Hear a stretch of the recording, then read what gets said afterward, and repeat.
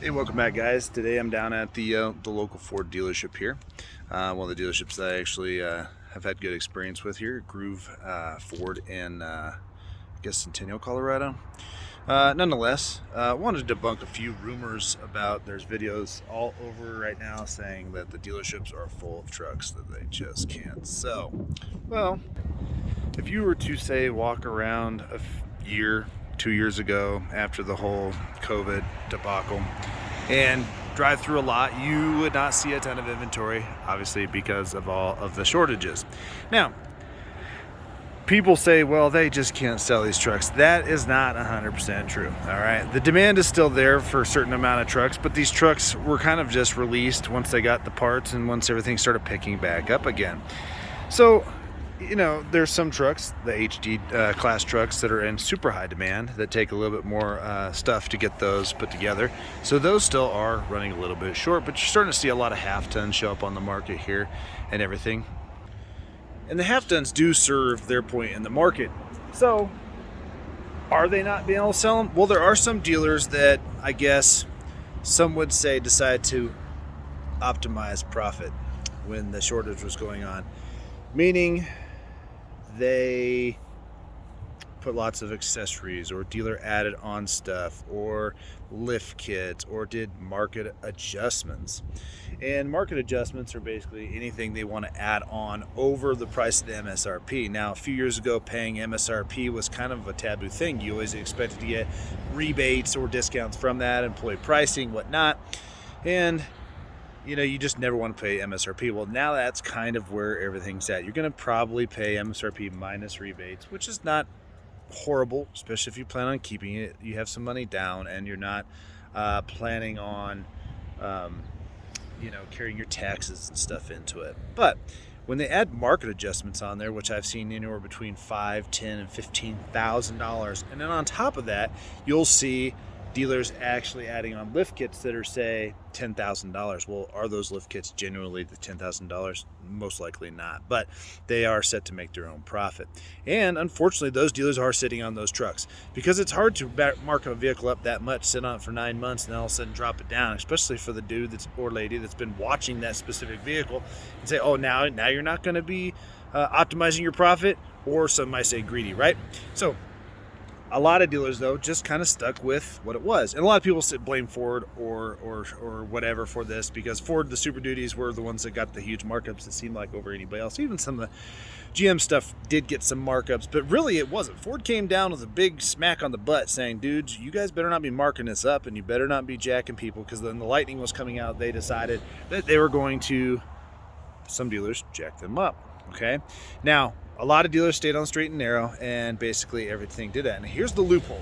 Ford allows a dealer, or I guess let's just say it, all manufacturers allow on a custom order. So I go in and order a truck, and then if I flake on that truck, now the dealer's kind of stuck with what they thought was the pre-sold order, because in most parts they're going to give you your deposit back. So they're stuck with that truck. In that instance, then they can adjust their selling price without having, say, the company frown upon it.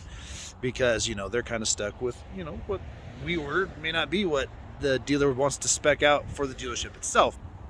So at the end of the day, they actually like that. I've been told by both a Chevy dealership and a Ford dealership that they actually prefer to have an order and have somebody, if they don't like it, then leave it behind, and where then they can optimize some profit on it. But however, for the most part, even then, most of the dealers are just sticking to the MSRP. So can dealers sell these trucks? Well, absolutely. Here's why.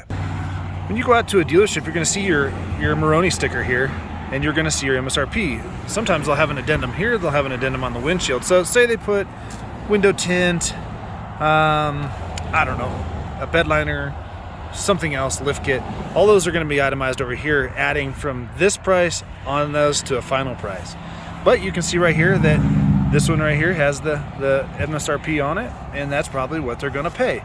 But again, when you go in, especially with the way rates are currently right now, it's hard to get banks wanting to lend to people that they're buying a car that has all this extra stuff on it, because that's not a win in most cases for most people. Like a diesel engine, it has good resale value, right?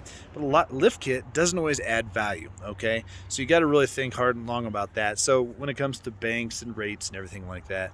Now, this lot looks very similar to most Chevy dealerships, most GMC dealerships, most Nissan dealerships, Toyota. They're coming in with their new Tundras, so those are selling pretty quick. But I mean, for all in all, are dealerships having trouble selling these? No. Are dealerships having trouble selling these? In instances where they went ahead and tried to be greedy, marked them up, or tries to optimize profit, whatever you want to do to call it to skin that cat, that's basically what they did. Those are the dealers that are currently sitting on it. And right now, these guys have a great inventory of F-150s. They even have a couple Super Duties on the lot. They were supposed to have a couple 23s, but I think those sold probably within the last day or so. I was hoping to get some footage of those, but there's just so many videos out there saying, well, dealers can't sell these. Absolutely can. And especially if you're in the market for a half ton and you want to get a half ton that has maybe the max tow or the right big engine or whatnot, they have a good inventory. 6-7 months ago, they weren't. So these vehicles, they're all backlogged. So you're going to find out in this year that, you know, how some 22s are going to be late rolling in while the 23s are obviously here, or 23s rolling in while the 24s are hitting. So rumor debunked. They're not having problems selling trucks, especially here in Colorado. Trucks are king. Any state where trucks are king, that's not an issue. So head down to your local dealer and check out a half ton if you're looking for one, or if you're looking for an HD. They are out there, and then just be real careful with the options that you put on it. We'll see you on the next, guys. Hit the like and subscribe, and also if you want to be notified of my content, hit the notification bell. Thanks. Later.